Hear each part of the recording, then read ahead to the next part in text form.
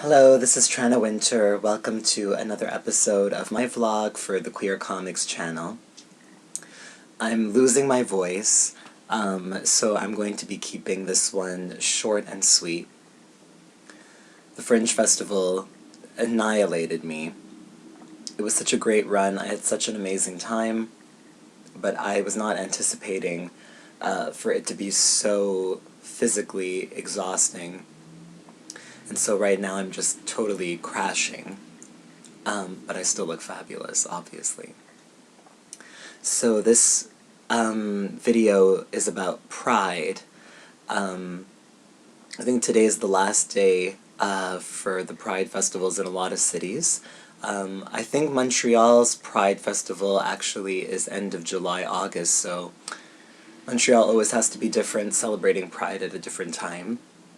But that's fun, so we get to experience everyone else's Pride and then have our own later on in the summer when we're needing a party.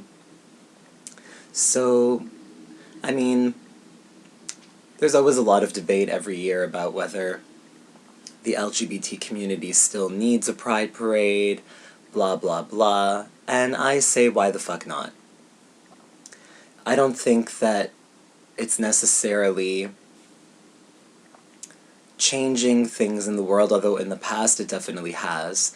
At this point, I think Pride is more a celebration, and it's a moment of positivity, a moment to take a step back, look at everything that we've achieved, understand where we need to go, and just support each other as we each try to become the best versions of ourselves that we can possibly be. And I think that's what the Pride Festival is all about. It's taking stock of who you are. It's about being the best person you can be, the happiest person you can be, and lifting up others with you and inspiring other people to do the same. I spent this Pride weekend in Toronto. I did a show there as part of the Pride Festival and got to see some of the other shows too. And it was amazing, and I loved the way that Pride totally took over the city of Toronto. Like, everyone there, gay or straight, was just on board. It was such a part of the city. Everywhere in the city that you went, there were flags and people wishing each other happy Pride, like it was Christmas. So I loved that. I love that sense of unity that seems to happen around Pride time. It's just so lovely, because we're always so at war with one another, even within the LGBT community. There's always so much conflict, and everyone's at each other's throats for little things, and Pride is, in that sense also a reminder that we need to come together, and stop fighting our allies and band together and, fight for the important things. So great to see gay marriage legalized in the US, obviously, but FYI, the US is still fucking backwards when it comes to equality, so let's not get too overly excited. But let's also take a moment to celebrate and enjoy. This is a historic moment, there's no question. So I think,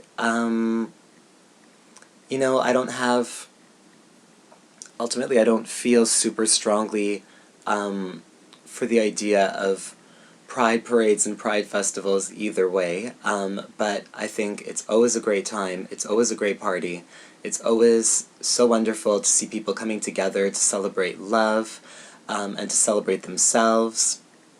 And let's not forget all of the amazing people who fought for us to have these parades and these festivals that celebrate the queer community and queer culture, because we're so lucky to have these moments.